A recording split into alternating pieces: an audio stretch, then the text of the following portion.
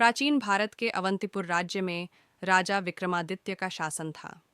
वे न्यायप्रिय, दयालु और वीर योद्धा थे। उनकी कीर्ति चारों दिशाओं में फैली हुई थी।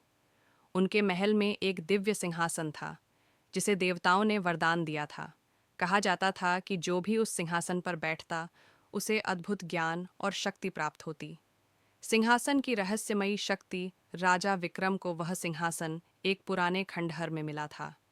जब उन्होंने उसे उठाने की कोशिश की, तो अचानक 12 अप्सराएं प्रकट हुईं। उन्होंने राजा से कहा, हे राजन, यह कोई साधारण सिंहासन नहीं है।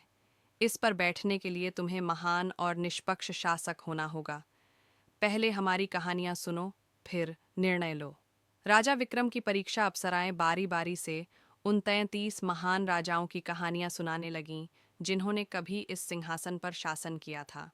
उन सभी ने अपने जीवन में न्याय, परोपकार, बलिदान और धर्म का पालन किया था।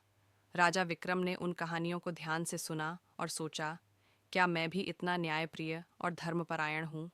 स्वयं का आत्ममंथन जब सभी कहानियां पूरी हो गईं, तो राजा विक्रम ने गहरी सांस ली और कहा, अगर मैं इस सिंहासन पर बैठने योग्य नहीं हूँ, तो मुझे पहले स्वयं को योग्य बनाना होगा। उन्होंने सिंहासन को वहीं छोड़ दिया और अपने राज्य की सेवा में लग गए।